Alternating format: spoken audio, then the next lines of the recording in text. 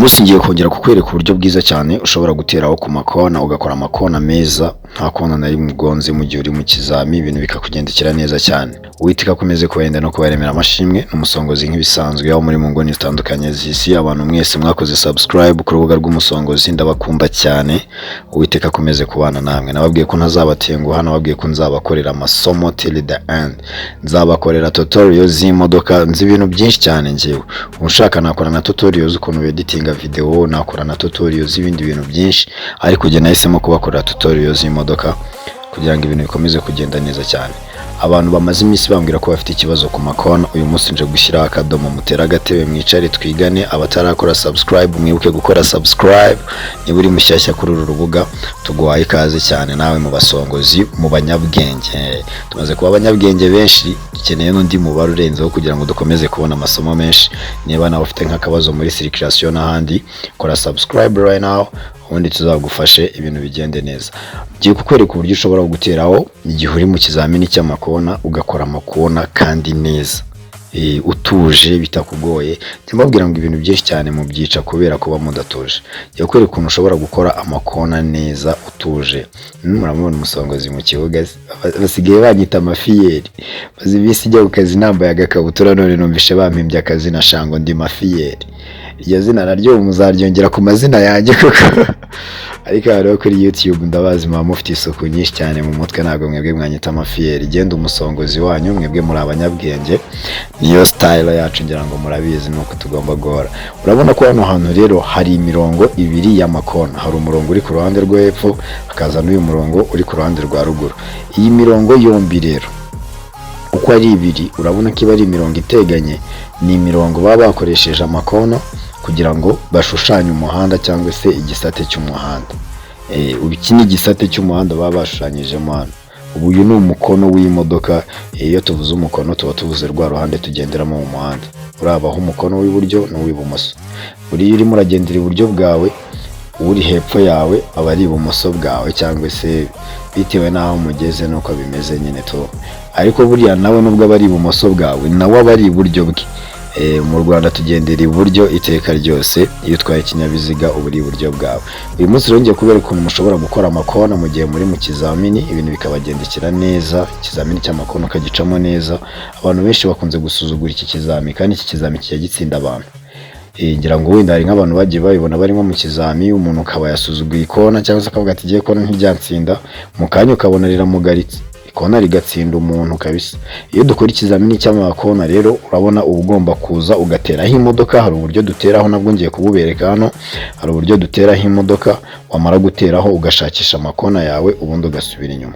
Ese duteraho imodoka gute, cyangwa iyo tugiye guteraho imodoka ni bihe bipimo twitaho, cyangwa se ni izihe mezire tugenderaho? Nukuvuga ngo ibi bintu urabona biba bifite formule, ariko defi bamo usanga abantu mu kubyiga bo bameze nk'ababibroka. Akaza uyu munsi bakamubwira ati kora ibi, kata. Ejo bamuha imodoka ngo abyikorane, ukabona ntago yabishobora. Umuntu akiga ukajya no kuri tere ibintu ukabikora neza, ariko mu kizami wabikora ukabona bisa naho byakubereye bishyashya. Ibyo bintu biterwa n'iki rero, cyangwa se ni ikihe kintu gituma umuntu ashobora kubaza ibintu uyu munsi ejo yaza yabikora bikanga? Ikintu kibitera nta kindi, ikintu kibitera nuko uba warabiborotse we guhora ubyumva na mwarimu bimwumvana ubu bikora kuko uri kubyumva, ariko uba utabitekereza ngo uvuge ngo ndaza kugera aha ndeba ibi, ningera aha ndeba ibi, ningera aha ndeba ibi. Kuko urabona nk'ubu imodoka, urabona ibiparitse hepfo y'amakona, hari ubona imodoka iparitse, iyi si iparitse hariya. Mbere na mbere ikintu ndi bwiteho ni igiki? Urabona nk'ubu amapine akase ibumoso aza imbere. Iyi modoka uyikase ibumoso ukaza imbere, uba ugiye gukora iki? Cyangwa se ibi ngibi tubona iyi modoka iri gukora ubu ngubu iri gukora ibiki? Ibimenyetso ni ibi, ihagaze kuko bigenze gute? Icyo ngicyo nicyo kintu uba ugomba kumenya rero, ukamenya ese dukata bigenze gute, duhagarara bigenze gute, dusubira inyuma se bigenze gute? Icyo nicyo kintu ngiye kubasobanurira uyu munsi hano. Abantu benshi nagiye mbona, hari umuntu wambwiye ngo ndarondogora. Ntabwo ari uko byambabaje, ntabwo njya mbabazwa buriya na comment ziri out of content. ahubwo ugiye uzareba kenshi ndaza ngasubiza nyine abantu bambajije ibibazo bakeneye kwiga, kuko hari n'abaza bakambwira agiye iyo umuntu yarondogoye nibwo numva nangira kubera ko nikundira kurondogora mpitamo kurondogora nkahuza n'aba bantu banjye bakunda umuntu urondogora tugakomeza kwiyubakira umuryango. Niba nawe ukunda umuntu urondogora ariko akaguha ubumenyi, kora subscribe ubundi ibintu bikomeze kutugendera neza. Ariko ubwo twakwiga turi kwishaza tutanatera story ubundi bikajyamo mwana. Ngiye kubereka formule zose hano rero, uburyo ugomba guteraho imodoka yawe, uburyo uba ugomba kubigenza nyine kuva ku munota wa mbere kugeza uciye mu makona ugasubira inyuma. Urabona ko imodoka ituruka hepfo y'amakona, igenda imbere ikaza kugeraho ikajya imbere y'amakona. Urabona nk'ubu ngubu hano tugeze, urabona ko imodoka ihagazemo neza hagati muri ya 200 y'iki y'amakona. Ubu hano imodoka ibigiye gutangira ikizamini cyo gusubira inyuma. Tugiye kureba rero uburyo duhagurutsamo imodoka, tugahagurutsa imodoka yacu tukagenda tukagera hariya tukabona ibimenyetso bya mbere. Ibimenyetso bya mbere tubona ni ibihe, tugakata tukabona ibimenyetso bya kabiri. Ibimenyetso bya kabiri tubona se ni ibihe, tukongera tugakata paka kugeza dusubiye inyuma mu makona, tugakora ikizamini cy'amakona kikarangira. Nubutse kuri kumwe na United Driving School, rikaba ari ishuri ryiza cyane riri mu Rwanda hose rigufasha kwiga amategeko y'umuhanda ndetse no gushaka impushya zo gutwara ibinyabiziga.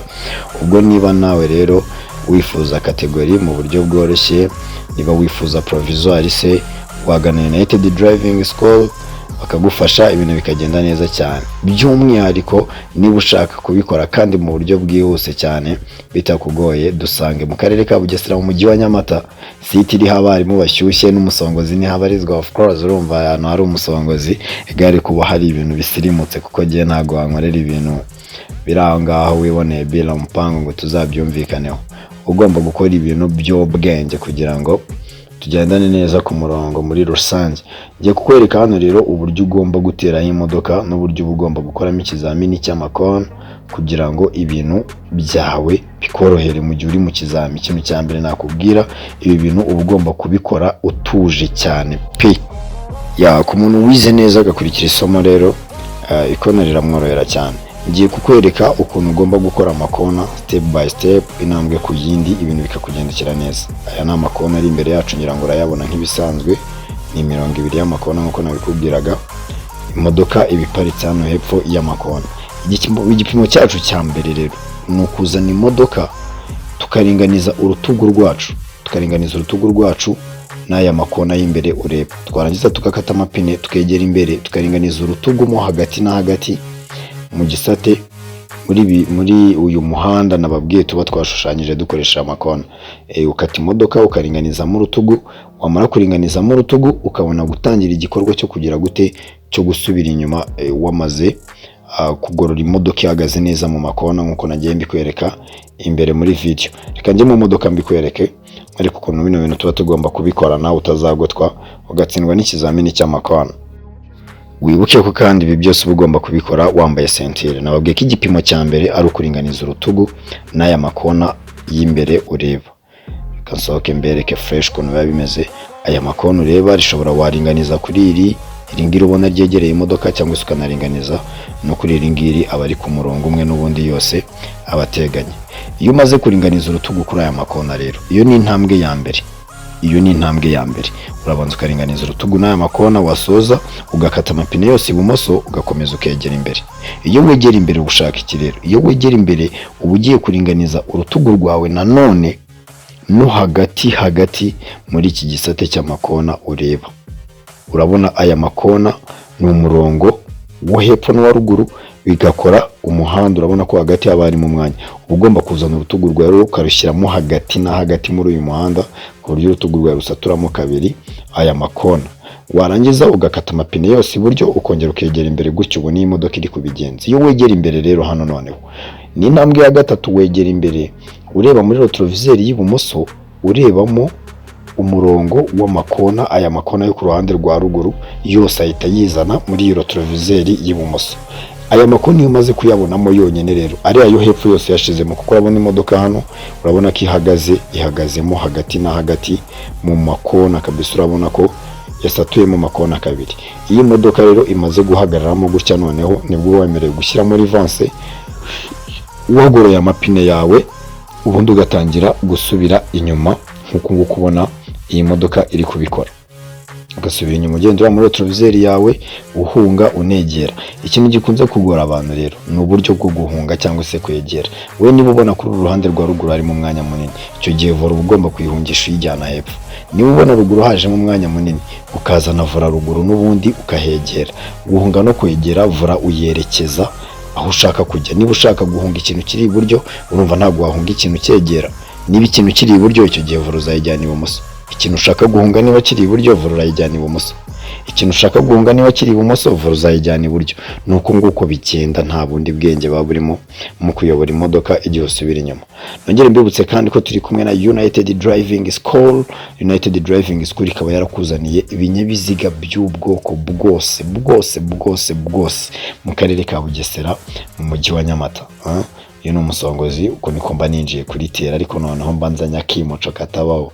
United bayampaye umuridi kavuga ati mukoboy genda ubanza ubahabyemo gake, uko niko mba ninjiye mu kiwanja man. Kuri discipline nyinshi cyane, nje kwiyera abafana banje n'abakunzi banje service, nkaza nkahirirwa nishakira udufaranga. Mu gitondo nkajya kubona nkabona umuntu aranyandikiye ngo nta mafaranga mfite, ariko ngiye uza amasaha mba nagereye hano, banabyutse ijoro nanjye nje kubaho ubumenyi mugomba kumpa kudufaranga, ariko nimukabitindeho cyane. Rero hari abantu byabaza ngo baje gushaka support. Hano tuba turi mu mihanda ya Nyamata, rero tuba turi mu mihanda ya Nyamata, tuba turimo turagenda twigisha circulation y'abantu bo kuyikamyo. Hano twari dufite ikamyo, ariko mu muhanda habiramo amakosa menshi. Iyo ndi mu muhanda mbona amakosa menshi. Uyu munsi nabonye umumotari w'umunyamakosa. Urabona nkara kuri zebra cross, iyo ubonye ikinyabiziga kinjiye mu muhanda ubundi hafi yawe hari zebra cross, uraheza wayibonye. United Driving School reba bakabyo rero bakuzaniye pa abantu mukeneye D1 na category E, muri he mwaretse kugotwa koko? Uticaye muri iyi mani cyangwa muri iyi haiga koko, urambwira ngo wabakoreye he ikizami pa? Babariro ndebera, mbabariro mbwire Rafiki, reba ino mani ko nica mu makona, reba ukuntu ibiburugutanya amakona pe. Izi zira niyobora man, ni imodoka ubwira zikumva. Arabibwira tutazakoza kwikona, dore ndi mu kizami kabyumva ikabibika. Imodoka yitwa MAN ya United Driving School, karere ka Bugesera mu mujyi wa Nyamata. Igikoresho kiba gihari mwana, ujye muza tubafashe mushake perime Rafiki.